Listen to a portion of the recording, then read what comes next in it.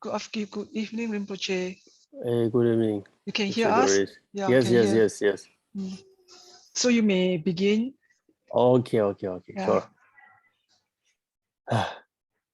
So, hi everyone. Quite happy to see you guys after like 2 weeks. So today basically we are talking about love and compassion.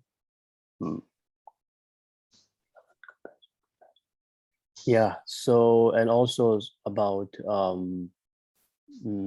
bodhicitta. And there was also uh, at the um, at the end of today's session, right? There was also some explanation about boomies. So I think for the boomies, right, I'll probably talk. I'll touch that subject in next session because I think it's going to be like quite long. So I would rather just talk about some compassion, especially because as I have um, mentioned about explaining explaining explaining about the accumulation of two merits, right? So which is very important, I guess. So basically today, it's I think it kind of coincident that we are starting from, we have to start our session from compassion, which is accumulation of merit and accumulation of wisdom, right? So yeah, today basically we are talking about two accumulations. So first, compassion. So to develop, the sense of compassion and love, mm, so compassion, right? Compassion and love is actually quite same thing. It's quite same thing. Compassion is like is a wishing all of sentient beings to be happy and have all the causes and condition to be happy. That's compassion, right? And love is like, may all the sentient beings be free from suffering and be free from cause and conditions to all the sufferings, right? So it's basically a same thing. Yeah, but from, the way how you wish for others is just a little bit different. Basically, it's same thing. So love and love and compassion, or compassion or love, I'm not very sure with that, but yeah, it's quite same thing, but just wishing from a different way. So basically it's quite same thing. In Tibetan we call it dokpa tatepa, like it's just a different aspect, but it is the same thing. In the nature, it's the same thing. In its own nature, we all want best for others. That's it. That's a compassion, that's a love. So to develop the sense of compassion and love, we must understand that uh, how we are at receiving end of others' kindness and others' love as well. Because we think when we talk about compassion, we always think we are giving something back. Like we are giving something to others. We are being nice to others. This is also a way, I want to help them. So I have to be compassionate, I have to be kind, I have to be, very loving person, right? This is a one way to think, but deep down, if you like dive deep into the practice of compassion, it's very important that we have to um, understand that we are also at the receiving end of others' kindness and others' love as well. That's why we have to be compassionate. That's why we have to be a loving person. That's why we have to have the sense of gratitude. Because the reason why I am saying that we um, have to understand that we are also at the receiving end of others' kindness and love is because of interconnectedness. We are all interlinked, right? So we are basically receiving and giving at the same time, when we are practicing the compassion, right? So it's neither only giving or nor only receiving. So it's both. We have to be compassionate because we are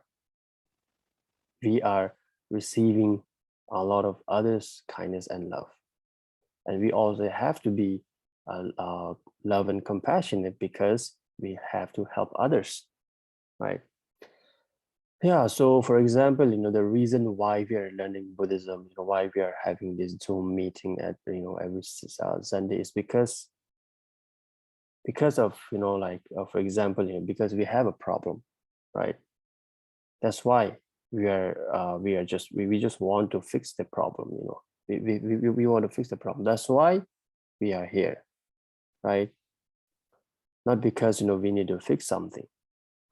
So it's basically because of being so not being independent, right? Because we are like interconnectedness.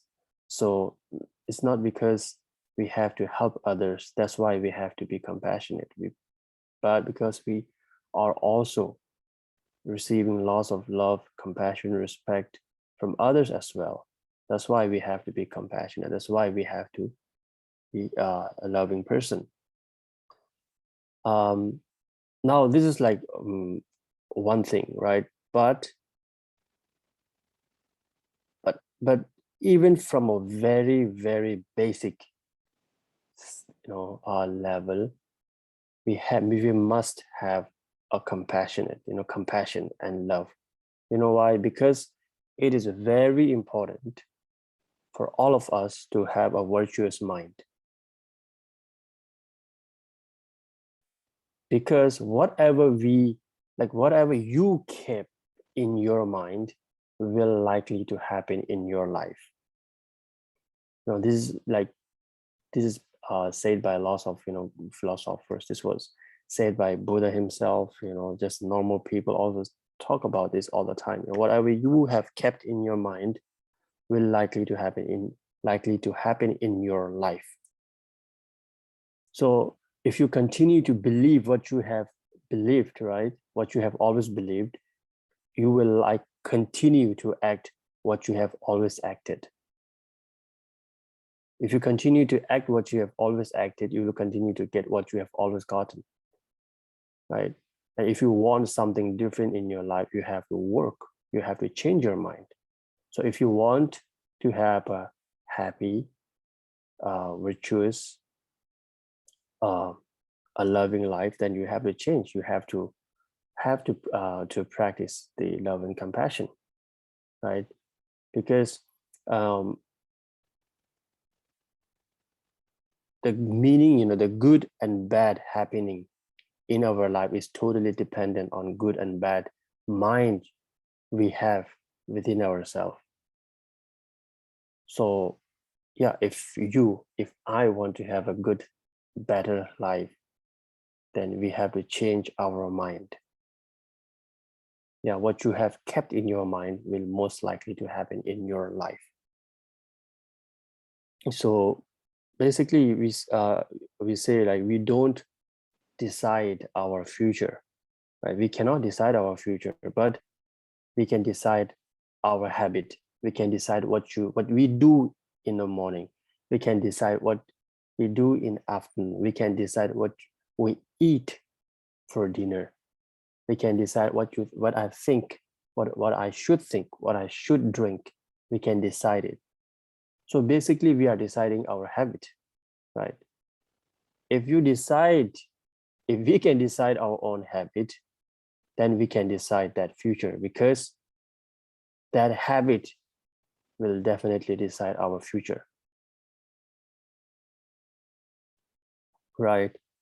So basically we can decide our future because we can decide our habit, then that habit will decide our future, So that's why, like, if you want to have a better, easy, happy life, yeah, then we have to change our mind, right? We have to be more compassionate. We have to practice the loving and kindness, those compassion practices. Yeah, and compassion, not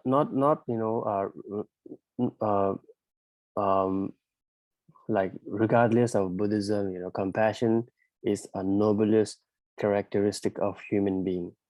Yeah, we must understand how important the compassion is in our life, because if you have a compassion, right? But I think, yeah, the compassion that I want to talk today is more like quite a Buddhist, because for lots of normal people, they don't really understand what we really mean, what compassion mean, in like what a genuine compassion means. If you have a genuine compassion, right, it allows us to think of others instead of always thinking, instead of always focusing on ourselves. That is the power of compassion. If you have a compassion, right, it allows us to think of others instead of always focusing on ourselves. Now, this is the ability, or this is the power that you will get by practicing compassion. Yeah, if you have a compassion, it refuses to be selfish. If you have a compassion, it is a willing to forgive someone. That's a kind of ability we will achieve if we practice compassion. Right? Compassion is something that gives us the ability to understand someone else's situation. Right? Because we are so quick, we are so fast at judging other people's life. But to be honest, right, we have no idea what kind of life they have been through and they have going through. So if you don't really have, idea of what kind of life the person is having right now, we are nowhere close to make any judgment on that person, right? We have no idea. We don't even have a slight idea of what that person have been through, is going through now, right? So if you have a compassion, right, it's there's so many advantages that we could achieve. So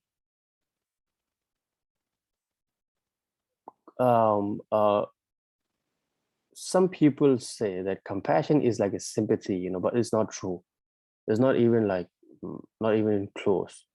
Compassion, it means, sympathy, it's kind of sound like a pity, being like pity to some other people.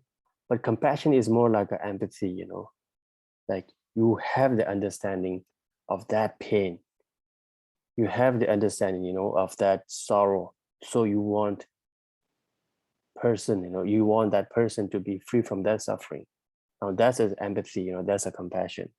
I mean, that's a genuine compassion. You at least have to have that kind of idea what that person is going through, like the suffering. So it's very important for us to understand the suffering in order to develop the genuine compassion, right? So it's more like an empathy. We need to understand that person's suffering, then we can have that compassion, because it's more empathy than a sympathy. So yeah, so now, and when you have compassion, what you will have is a desire to action, to improve others' life, right? If we have the compassion, then we have a desire to take action in order to improve others' life. So basically, that's why, right? That's why when you have a compassion, when you practice the compassion, you will achieve a lot of advantage. You will achieve a lot of ability, right? And if you really focus on those ability, it is something that exactly what Buddhists want, you know. I mean, those hardcore Buddhists want, right? To help other people. At least you will refrain yourself from harming others, right? If you have a compassion, instead of thinking only about oneself, you will focus more on others, right? That's exactly what a Buddhist should think, Buddhist should behave, right?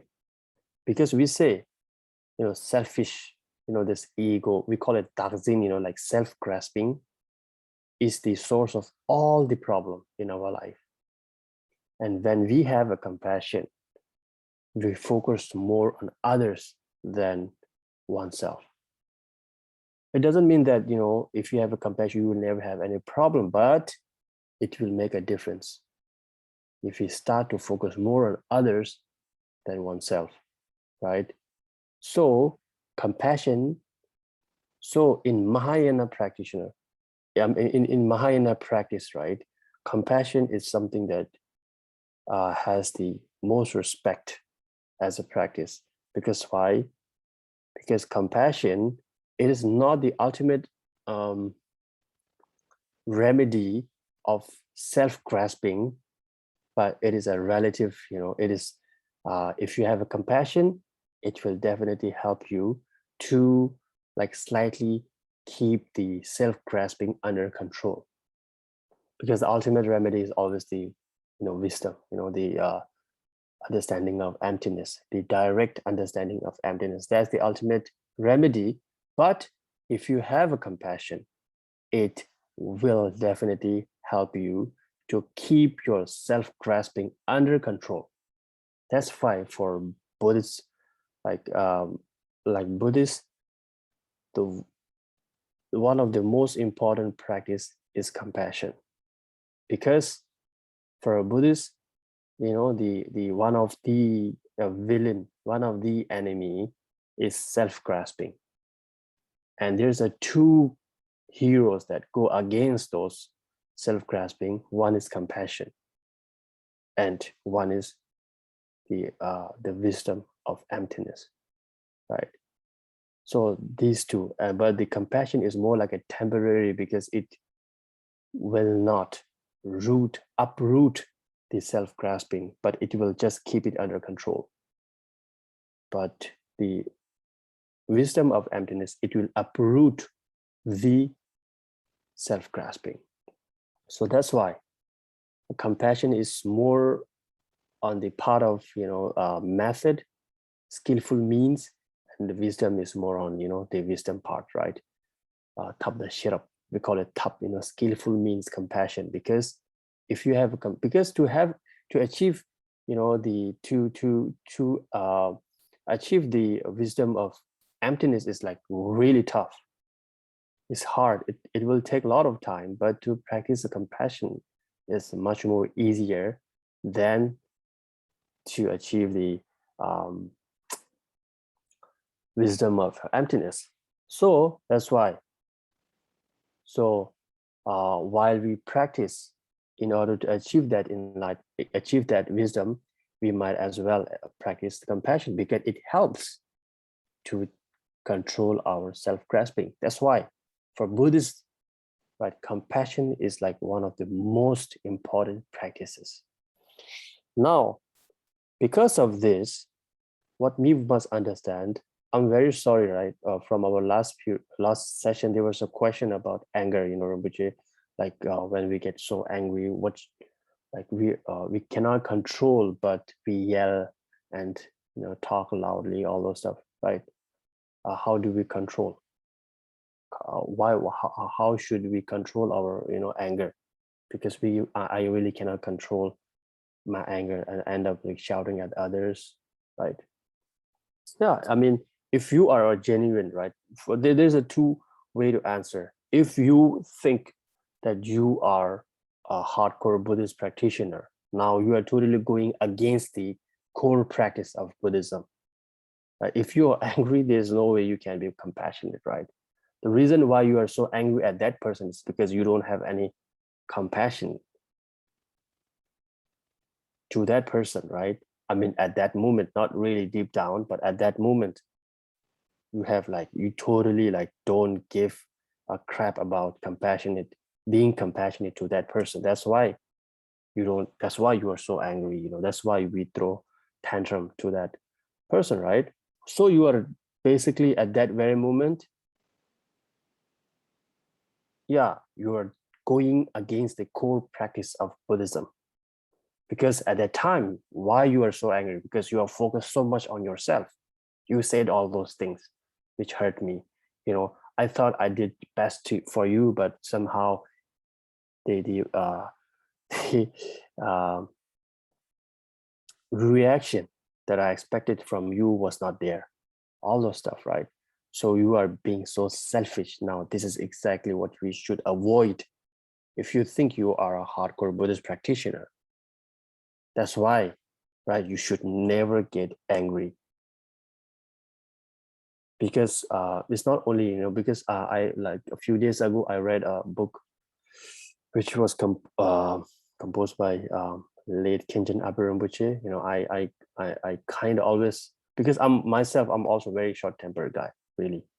And few days ago, I, you know, like read Kinjin Rinpoche's text. I think it's I don't know the name of that book, but it's more, you know, mind training. That's what I usually spend time, you know, reading. Yeah, he said, you know, for Buddhist, for Mahayana practitioner, the most important practice is compassion, and one of the thing that we must avoid as a Mahayana practitioner is anger, because if you have anger in your mind, you don't have compassion, right? Yeah, so you are basically going against the core practice of Mahayana. Because when you have anger, yeah, you're not focusing on others. You're always focusing on yourself. You're selfish. You won't be able to forgive, right? Yeah, so something like that. Yeah, if as we say, right, as we talk during our first session, you know, when you become a hardcore Buddhist, right, everything change. Because for a hardcore Buddhist, because I have to use this hardcore, because I also think I'm a Buddhist, but I'm not a hardcore Buddhist, because I don't have that I don't really have, you know, a mind to achieve enlightenment. Yeah, I'm happy here in Taiwan for a moment. You know, I don't want to leave Taiwan or India, right? So, so yeah, but I think I am Buddhist. I think so. So hardcore, yeah. The reason why I say hardcore is like when you become a hardcore Buddhist, all of the we should not be affected by cultural stuff, you know, really. And you should not be affected by those societies. Like for most of the people, what is wealth? It's the money, it's, you know, Sing dollar, you know, US dollar, right? House, car. But with hardcore Buddhists, what is wealth is contentment, right? So for those people, lay people, right? What is the definition of obstacle? For them, oh, someone scratching their favorite toy, favorite car, someone breaking their, you know, favorite watch. These are the obstacle. But for Buddhists, hardcore Buddhists, what is obstacle? Is something that impede us from achieving our goal. So what is our goal? Enlightenment, Buddhahood. And then what impede us? What stop us achieving that goal? Three poisons, you know, hatred, anger, ignorance, and desire or attachment.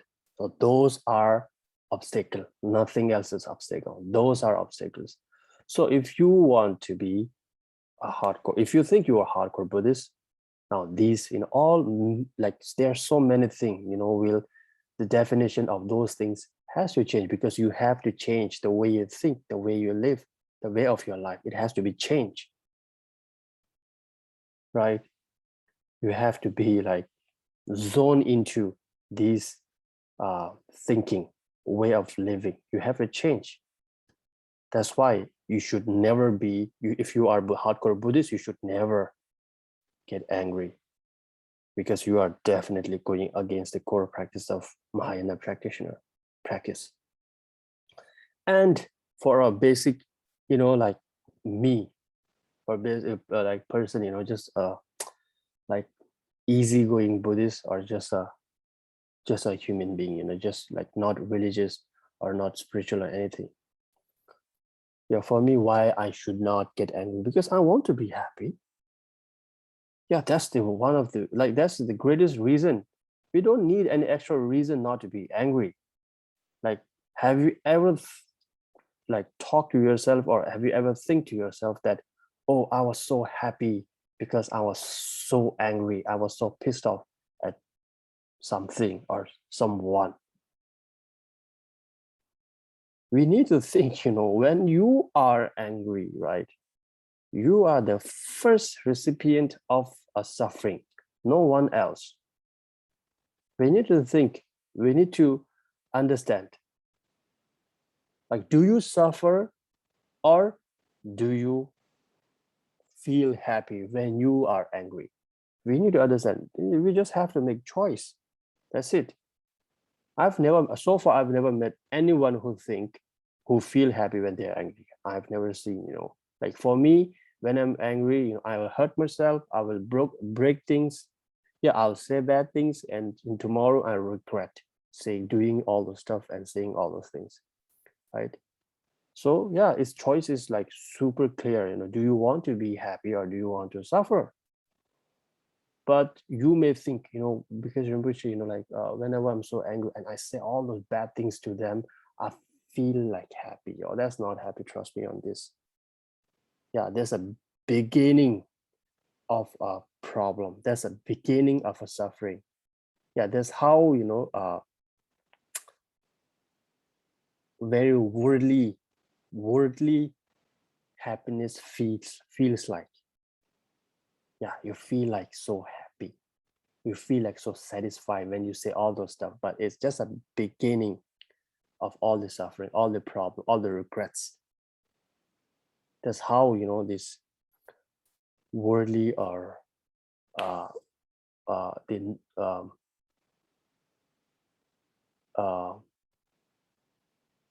kind of relative happiness feels like.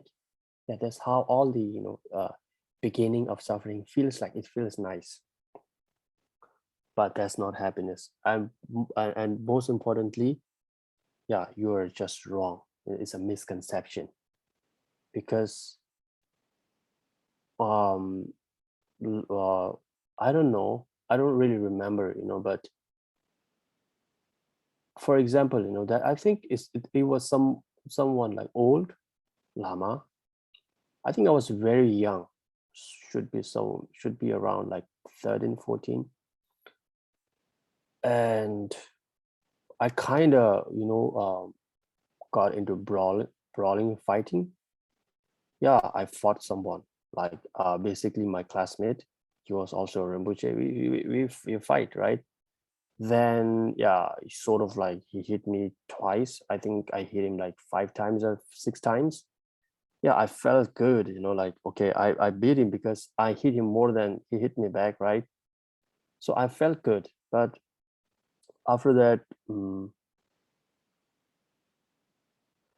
that monk, I'm not very sure which teacher it was, but I think there's someone old, someone not in our college, I think in a monastery. Yeah, he said, right, it's just your misconception, just you are just creating a wrong scenario in your mind.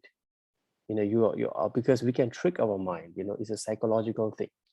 We can trick our mind. We think we hit him 5 times, right?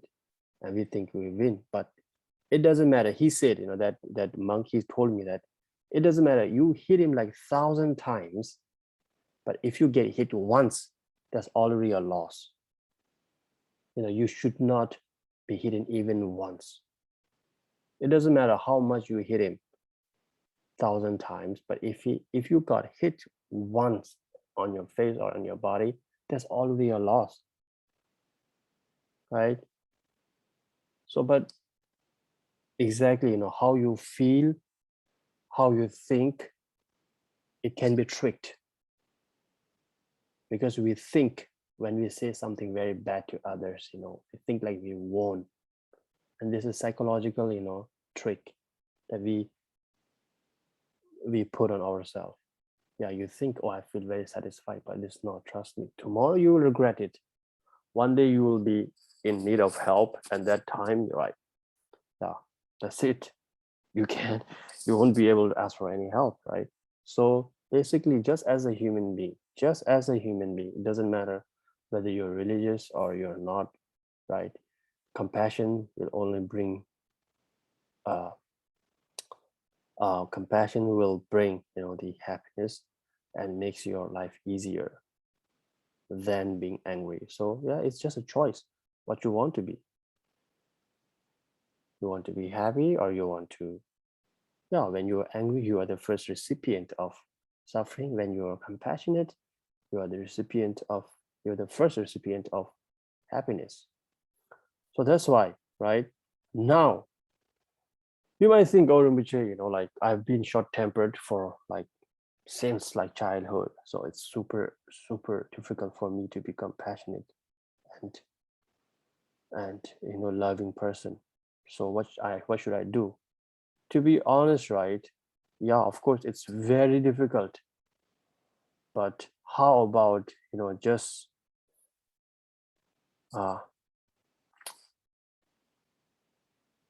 instead of saying like, how about shutting up your mouth when you're angry, right? Because as my own experience, whenever I'm angry, right, first thing what I do is, instead of reacting, really, instead of reacting, I'll really observe myself, really, because it's very important. The difficult thing for us, is to like not having the anger. That's very difficult because we are human being, right? Like not having anger is really very difficult. But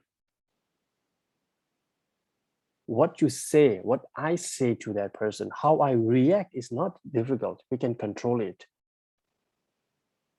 So that's why whenever I'm angry, right, to be honest, first thing what I do is like I try to observe, like just shut your mouth. Yeah, just don't say things, really, because we need to observe like what good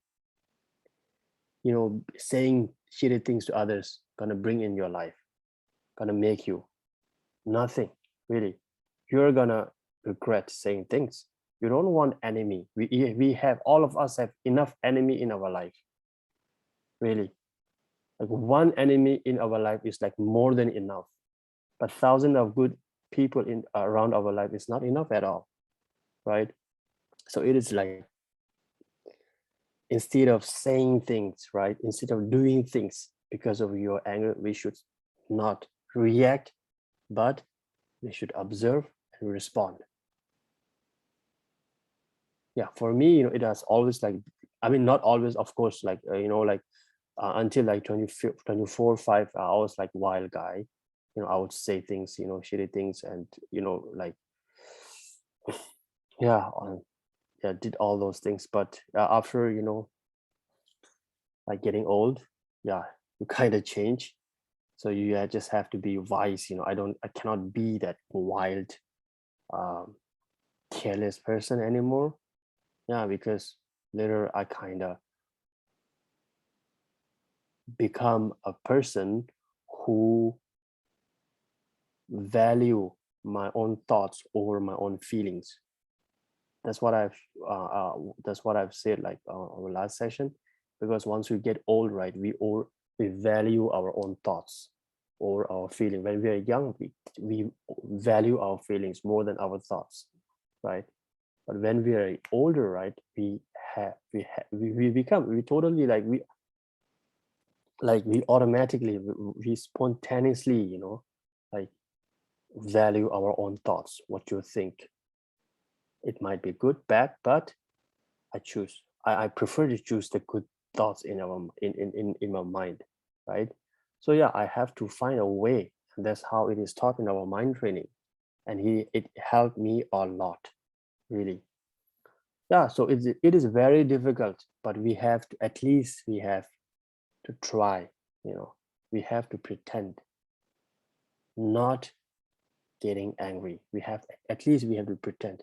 For example, for most of people, sleeping is easy, but every one of us, before sleeping, we have to pretend sleeping, right?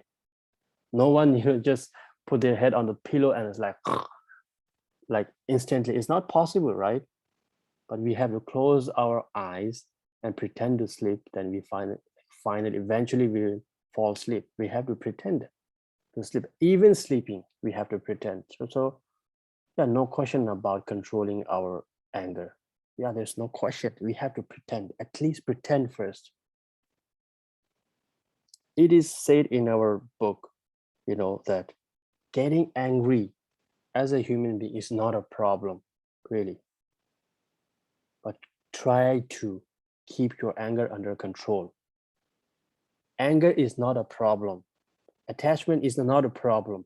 Of course, for attain Buddhahood, all those stuff, of course, is a problem. But as a human being, is not a problem. But letting your anger control you, that's the problem. Letting your attachment, desire, ignorance control you and your life and your, surroundings, that's a problem. So we have to try. So how we try? We have to, instead of reacting to certain bad comments, we have to observe. Then we positively respond.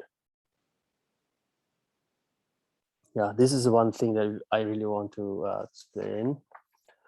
So second thing, now that's why, right, for all of us, it is very important to practice compassion. And now, reason why I said, the accumulation of merit and accumulation of wisdom is very important. For example, you might think, why, like, why, the Sharvakayana, right? Sharvakayana, like, why only the practitioner of Mahayana, those Bodhisattva, can achieve the ultimate enlightenment, the Buddhahood, right? Only, Tatan, those Mahayana practitioners can achieve enlightenment. Sharvakayana, those Shabdrung, they cannot achieve enlightenment. Why? Because it depends on your merit, it depends on your accumulation of merit.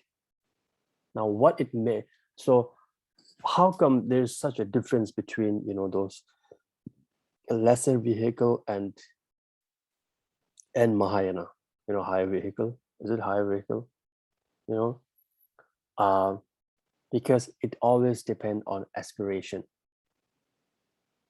Aspiration, we call it Senke, right? Aspiration depends on its aspiration, because for them, why they are doing it? Because they just aspire to achieve enlightenment, and that's it. They don't care about anything else. But for a Mahayana practitioner, our aspiration is to achieve enlightenment so we can help all the sentient beings achieve enlightenment. So see, that aspiration made a huge difference. Based on that aspiration, right, we do practice generosity, we do practice discipline, we do practice patience, we do practice, this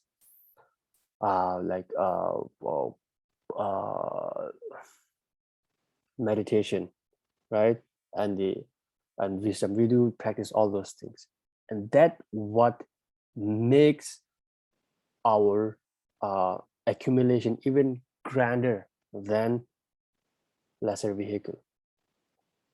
So that's why. So that's why Mahayana practitioners, they are able to achieve. That's why Bodhisattva, that's why only Bodhisattvas, they are capable of achieving enlightenment, ultimate Buddhahood, because of the aspiration. That aspiration is the fundamental or the most important ingredients in accumulation of merit. Senke, that aspiration is very important. The grander the aspiration, the bigger the result is gonna be, right? So that's why, right? You will see so many text, philosophical, philosophical texts or certain Buddhist texts that they always, talk about like, offering, being nice to other, like generosity, those processions and offering water to Buddha, all those things. Why? Because the accumulation of merit, these are very important. That's why you will see and hear a lot of Rinpoches, not Rinpoches, like teachers, like genuine teachers. They will always say, always pray.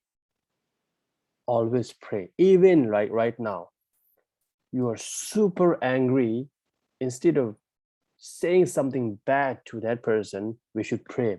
Right now I'm angry, but may I be able to control our anger in this life or next life.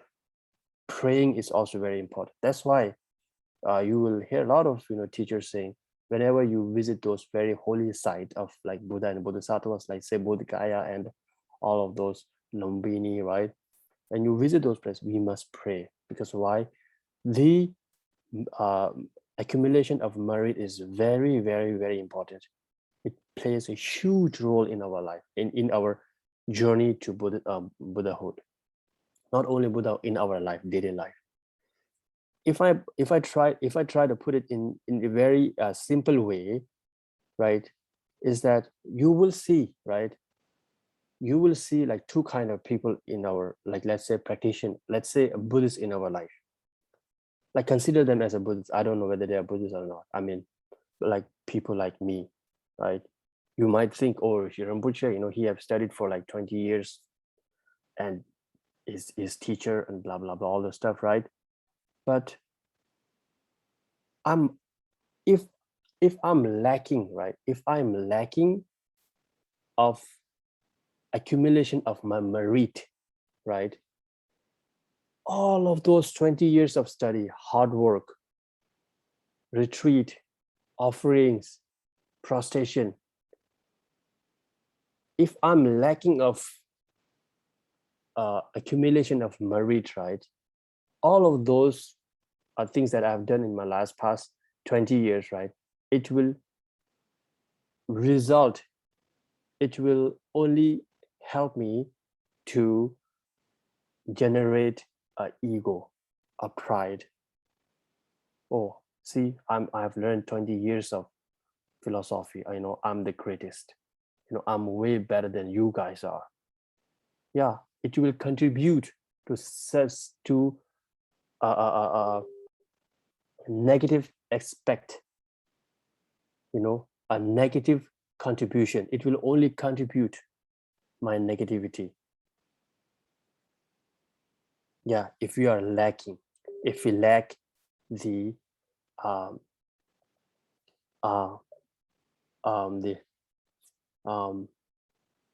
accumulation of merit, right? You may have to say, right? So the one easier way for us to understand is that you will also you guys might also see, like so knowledgeable person in Buddhism. They learn Buddhism and all the stuff, right? But at the end, they end up criticizing the Buddhism. They even write books about saying shits about Buddhism. Why? It's not because he doesn't know anything. He knows so much, but end up being that kind of person. Why? Because of lack of merit. Yeah. So, the sonam, it's very important to have a merit in our life. You might have ability to plan like for 1,000 years, like let's say 100 years. You have ability to lay out your plan for next 100 years. But to be honest, we have no idea what's going to happen next moment. So what's going to happen in our next moment is totally depend on what kind of karma you have created in previous life and this life. So yeah, anything might happen, right? So what happened next it's totally depend on your own karma. See? So basically we are talking about karma, right? You can plan out your 100 years of great plans, but what really happened in next moment is totally dependent on what kind of karma you have, right? You might have a plan to be a richest, like let's say more successful driver, like sport car driver. Yeah, you can plan out everything, but next moment you might die in that very sport car. So it depends what kind of karma you have created in your so that's why, right? So accumulation of karma, accumulation of merit is very important. Yeah, you might be very a capable person, but really what might gonna happen in your next moment, we have no idea. So it really depends on what kind of merit, what kind of karma that you have generate or accumulate in your past and now. Because let's say let me give you a one more explanation. For example, right, you may do a prostration, right? You might stay in retreat for 3 years. If you stay in the retreat for 3 years with very good aspiration, with all those fundamental things, humility, generosity, right, kindness, loving, compassion, when you finish your 3-year retreat, you will come out as something very positive, very low to low to ground kind of person. But if you did those retreat like for 3 years, because I'll be like a Vajra guru, not Vajra guru, what they call, like Vajra teacher, don't you know the Vajra teacher, something, so they have they get the title. So yeah, when you come out of the retreat, because you did all of those things because of certain very worldly purposes, right? Then yeah, there's no, you come out even being a worse person. So merit, that's why it's very important for us to accumulate the accumulation of merit is very important.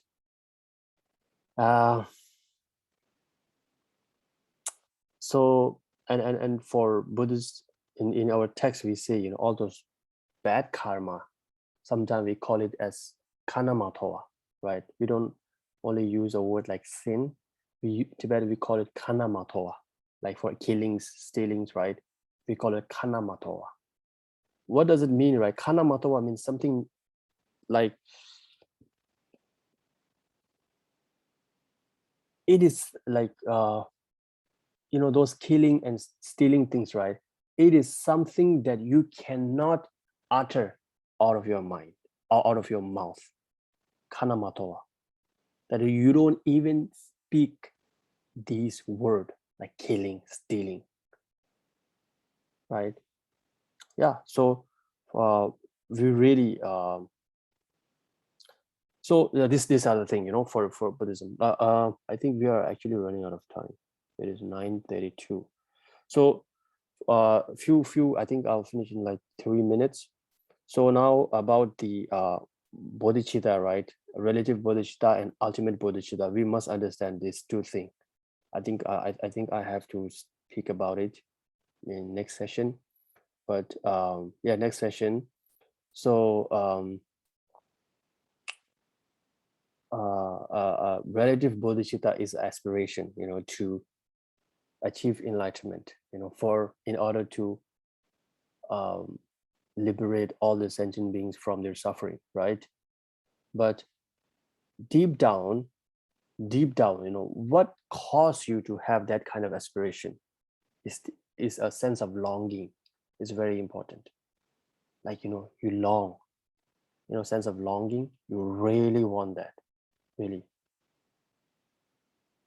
You really want to be liberated.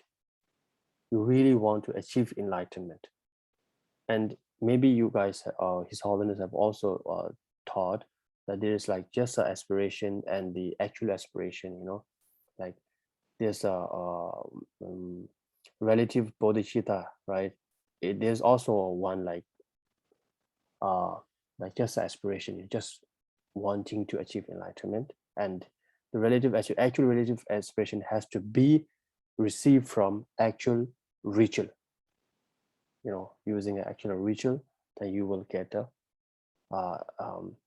actual relative bodhicitta.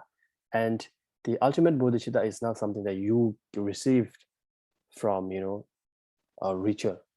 You will only be able to achieve ultimate bodhicitta by doing meditation. It has to be achieved by meditation, because ultimate bodhicitta is a wisdom. It's the wisdom of understanding the true nature of phenomena, which is emptiness. Yeah, it is something that you have to achieve by doing meditation. And when we talk about meditation, we must understand, it has to be started from a basic. And what is the basic for meditation? Is being aware, right? If you want to observe things, as I say, what we must need first, we have to be aware of our own condition and other people's condition. They're not saying things because they are happy. They are saying things because they are having a miserable life. That's why they are being, such an ass, right? And if you think you are a Buddhist, if you think you are a good human being, you cannot be, that kind of person, right? So first we have to be aware. Then we can start to do meditation. Meditation means creating, right? How to say, developing a habit, positive habit, developing a counter habit to counter those negative habits that we have developed in our past life or in our past, in this life. Yeah, because in Tibetan, right, gom, kom, right? It means, getting used to. That what it means, getting used to. You try to make it your habit. So when it becomes your habit, that's it. And it's so simple. It's very spontaneous. It's so easy, so natural, so normal to us. So that's why we have to do meditation, right? And there's many kind of meditation, like many people think meditation is like one single pointed.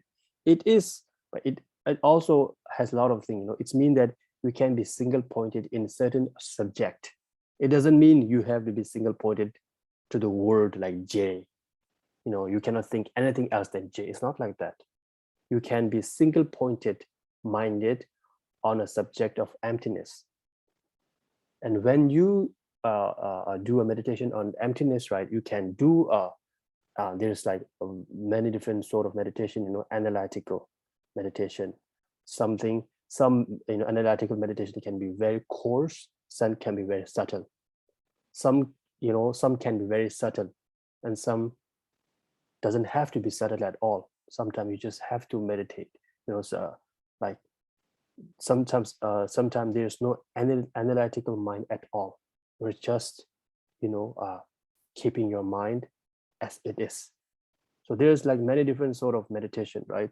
So anyway, so yeah, it's something like that, okay?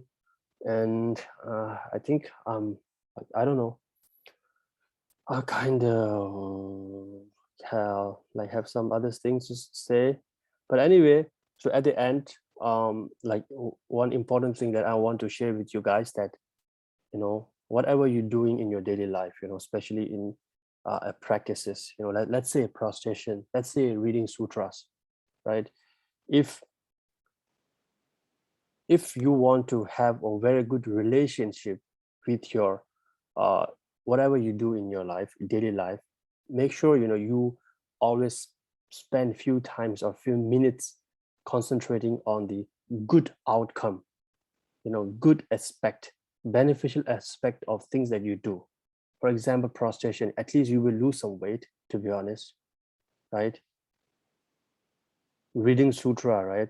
At least it will help you to have a better memory if you read sutra, right? So those kind of good outcome, advantage or benefit, you always have to think.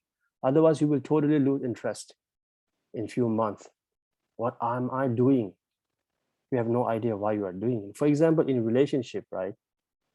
For example, husband and wife, I have seen this like enough, when they're married, everything's so nice, all the stuff, but later the wife and husband become like more like a friend. They're not like married anymore. They're just sleeping in a bed and doing nothing. They just become like a friend.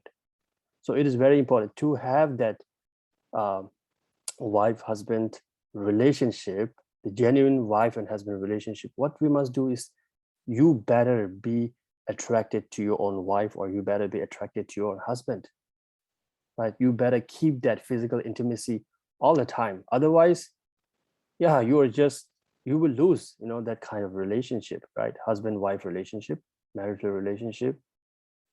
So it is important that you better be attracted. You better be in that physical intimacy relationship. So that's the reason why I'm saying is that, because at first, yeah, you will do all this reading sutra, prostration, and offering water and all blah, blah, blah, those things. There's so much joy, happiness, right? But later, if you really don't think about, if you really don't concentrate or appreciate the benefit or advantage, a good outcome of those things that you do, slowly you will lose interest. Slowly you will think, why am I doing these things? It's not making me any better. I'm like spending so much time on those stuff. Why am I doing, and slowly you will become a jaded Buddhist. That's what you become when you lose interest, when you have no idea why you are doing all those stuff, reading sadhana for 2 hours. It's like tough, really. Then you will become a jaded Buddhist. Then everything crumbles. That time, really, trust me on this, that time it doesn't matter. You will see people suffering right in front of eyes, then you won't give shit. You're so jaded, you know everything, but you don't give a shit. That's what happens. So this is very important. Make sure you are attracted. Make sure you are desire. You have the desire. Make sure you have the longing for those practice, the Buddhist practice. Otherwise, you will end up becoming a jaded Buddhist. Then yeah, everything's gonna be super tough. Trust me on this. Sorry. Yeah, I think I over talked 10, 11 minutes. So I think I still have like some more things. Then yeah, we can talk about in our next session. Thank you very much.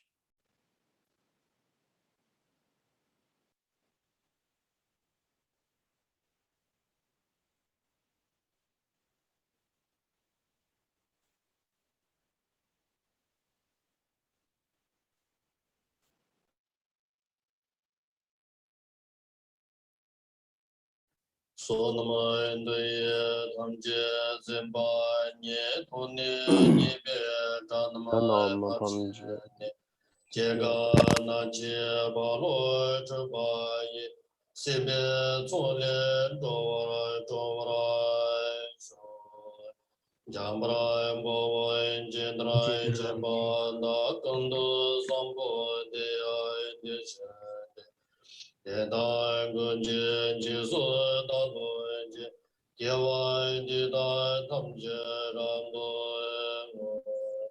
Vismai Shebe Jarawai Tamje Jengwawai Kolai Chudai Labad Dagi Give Zawan Dikja Zamboy Jonjra Ramdang